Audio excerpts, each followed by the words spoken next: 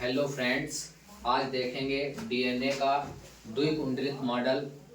इस मॉडल को सबसे पहले जो दिया है वो दिया है वाटसन एंड क्रिक ने। वाटसन एंड क्रिक ये दो साइंटिस्ट हैं। इन्होंने सबसे पहले डीएनए का द्विकुंडलित model, double helix model of DNA का प्रस्तुत किया। अब इसको प्रस्तुत किया है 1953 ईस्वी में, और 1953 के बाद जब इनका मॉडल प्रस्तुत हो गया, प्रचलित हो गया, तो उसके बाद में इस खोज के लिए इनको 1962 ईस्वी में नोबेल पुरस्कार से नवाजा गया।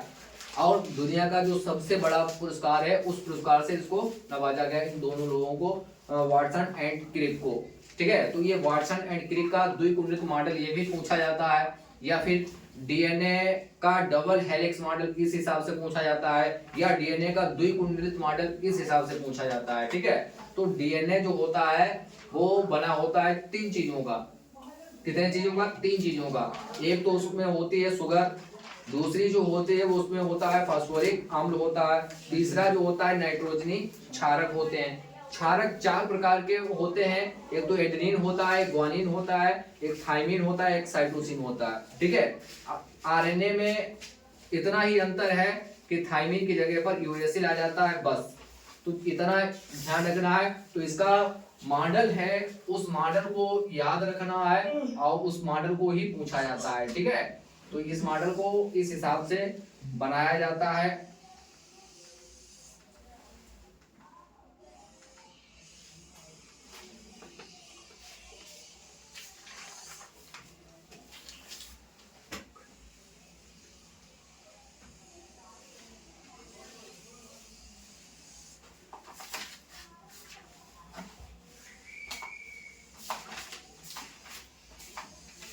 ठीक है, ये जो है इसको कहा जाता है द्विकुंडलन।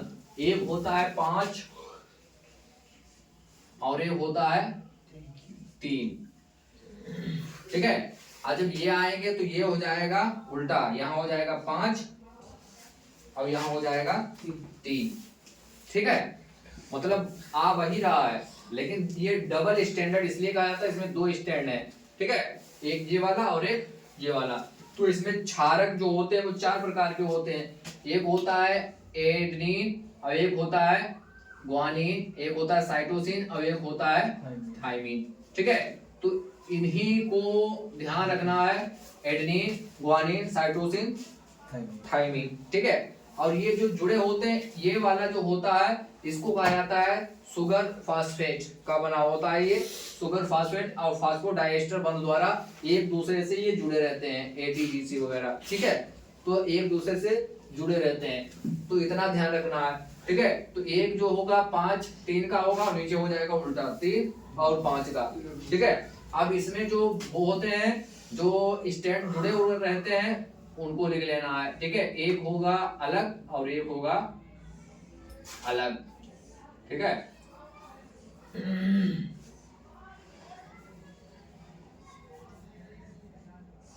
ये जुड़े रहेंगे काहे से? फास्फोडाइएस्टर बंध द्वारा। ठीक है, तो इसमें 4 इसमें दिखाने हैं,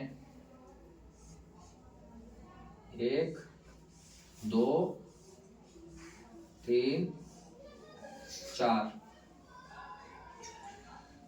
1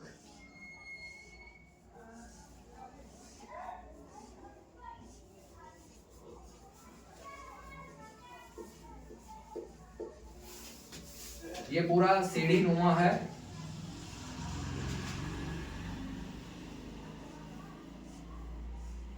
2 3 4, फिर इनको जोड़ दो। 1 2, एक क्षारक है एक तरफ, एक क्षारक है, तो इसमें दो प्रकार के क्षारक एक दूसरे से मिलते हैं। और काहे से मिलते हैं? हाइड्रोजन बॉन्ड से। ठीक है, एटी में डबल हाइड्रोजन बॉन्ड से जुड़ा रहता है और जीसी में ट्रिपल हाइड्रोजन बॉन्ड से जुड़ा रहता है। ठीक है, तो इतना ध्यान रखना है। 2 3 4 इस हिसाब से बना लेना है। ठीक है, इम्पोर्टेंट है बहुत, इसको तैयार कर लेना है, पूछा जाएगा ये, इसको तैयार कर लेना, ठीक है।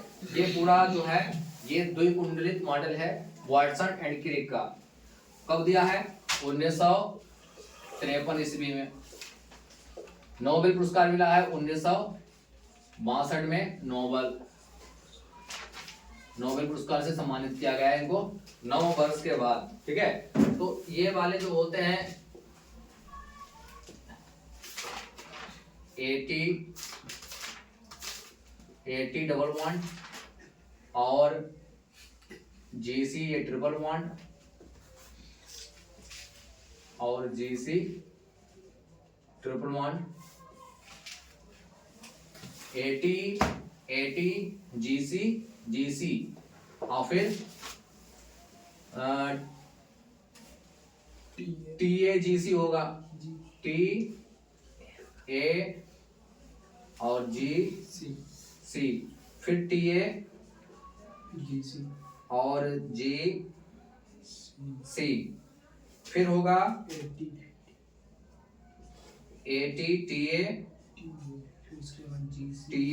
फिर GC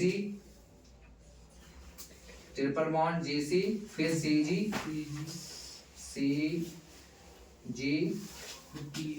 फिर TA फिर GC ट्रिपल GC, ठीक है। इस प्रकार से ये कोड होते हैं, ठीक है। कोडिंग डिकोडिंग ये भी आता है उसमें, वो अलग से बताया जाएगा। पहले इस मॉडल को तैयार कर लें, ठीक है। ज्यादा इसमें है नहीं, केवल आपने बना लिया तो थ्योरी आप आराम से लिख सकते हैं। अब इस हिसाब से आपको बनाना है, ठीक है। तो इसमें आधा तुमने ले लिया यहाँ से, ठीक है। इसको ये पूरा ले लेना है। तो ये पूरा ये सर्पिल कुंडलन है यहाँ से और यहाँ तक भैया, ये पूरा सर्पिल कुंडलन है जिसमें लगभग ये 4 ये है, 4 कितने हो गए 8 और यहाँ पर भी होंगे ये, ठीक है। तो लगभग 10 होते हैं इनके बीच में नाइट्रोजन क्षारक जो डंडे होते हैं, ठीक है। और इन डंडों के न्यूक्लियोटाइड्स जो डंडे होते हैं, न्यूक्लियोटाइड्स इसको कहा जाता है। इन डंडों के बीच की दूरी जो होती है यहाँ से और यहाँ तक, ये दूरी जो होती है 3.4 एंगस्ट्रॉम होती है। और ये वाली जो होती है ये 34 एंगस्ट्रॉम होती है, ठीक है। ये पूरा सर्पिल कुंडलन है। कैसा है? सर्पिल कुंडलन।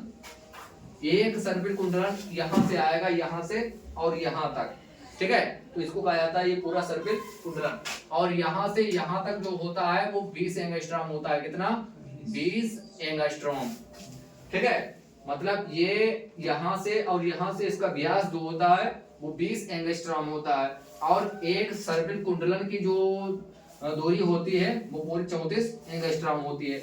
और एक दो न्यूक्लियोटाइड्स के बीच की जो दूरी होती है वो 3.4 एंगस्ट्रॉम होती है, ठीक है। और इनके जो स्टैंड होते हैं 5-3 होता है और नीचे 3-5 होता है। बस इतना ध्यान रखना है इसमें, ठीक है। खोज जो करी है वो करी है वाटसन एंड क्रिक ने। किसने करी है? वाटसन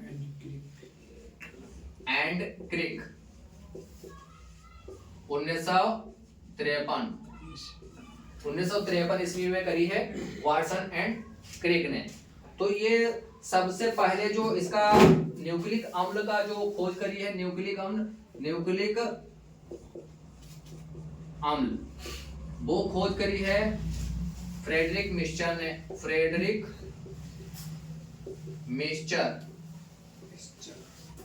मिस्चर ने ये सबसे पहले बताया है न्यूक्लिक अम्ल की खोज करी है पश कोशिकाओं में और जो मछलियों के शुक्राणु होते हैं। किसमें? पश कोशिकाओं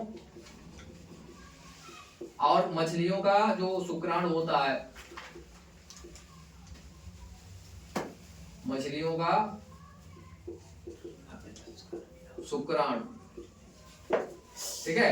तो इनसे इन्होंने खोज करी है न्यूक्लिक अम्ल। अब यही न्यूक्लिक अम्ल होता है डीएनए। कुछ में होता है आरएनए और कुछ में होता है डीएनए। तो डीएनए ये सब अच्छे क्वालिटी के जो होते हैं उसमें डीएनए होता है। ज्यादातर जो होता है जीवों में ये डीएनए के रूप में पाया जाता है। अब इसका काम क्या होता है? इसका काम होता है एक पीढ़ी से दूसरी पीढ़ी में लक्षणों की वंशागत करना, ठीक है। इसका ये काम होता है।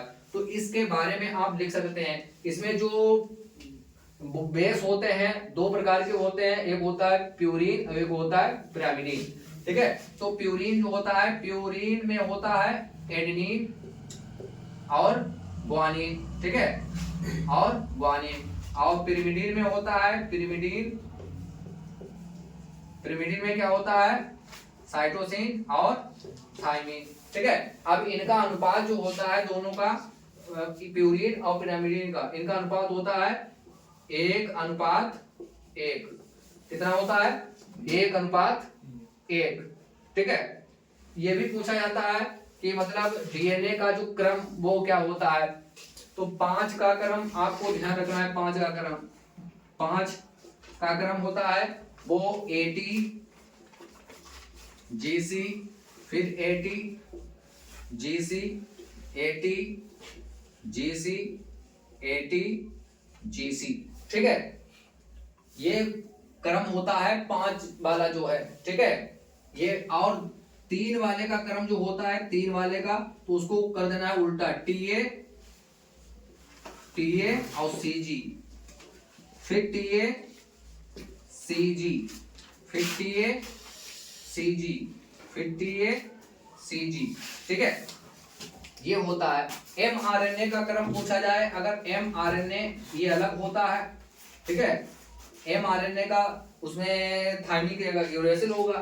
ठीक है, तो इसका होगा AU GC, AU GC, AU GC, AU GC, लेते चले जाओ सब। ठीक है, यही पूरा क्रम इनका रहेगा। मतलब इसकी स्टार्टिंग जो होती है वो AUG से होता है। अगस्त याद रखना है। ठीक है, तो ये इसका याद रखना है। और 5 वाले की ATGC, ATGC, ATGC, 3 वाले की TACG, यहां से आपको उल्टा कर देना है, TACG, TACG। ठीक है, तो इतना इसका ध्यान रखना है, ये पूछा जाता है परीक्षा में। बाकी इनके बारे में आप यही लिखेंगे जो इसमें लिखा है। एक इसमें खांचे होती हैं, एक होती है दीर्घ खांच और एक होती है लघु खांच। ठीक है, ये वाली जो होगी दीर्घ खांच होगी, ये वाली दीर्घ खांच, ये वाली जो है, और ये वाली होगी लघु खांच। ठीक है, इसकी लगभग 6 होती है, 6 एंगस्ट्रॉम, और इसकी 12 एंगस्ट्रॉम होगी, 12 एंगस्ट्रॉम इस खांच की जो दूरी होगी। ठीक है, इतना ध्यान रखना है। मतलब आपको थ्योरी में वही लिखना है जो इसमें आपने दर्शाया है। ठीक है, तो डबल हेलिक्स मॉडल ये वेरी इंपॉर्टेंट है और परीक्षा में पूछा भी जाता है। ठीक है, अब आपकी जिम्मेदारी बनती है कि इसको तैयार करें, वाटसन एंड क्रिक को याद रखें और इनको तैयार करें, और यही मॉडल आपको उसमें छाप देना है। ठीक है, वीडियो को लाइक करें, सब्सक्राइब करें और कमेंट भी करें।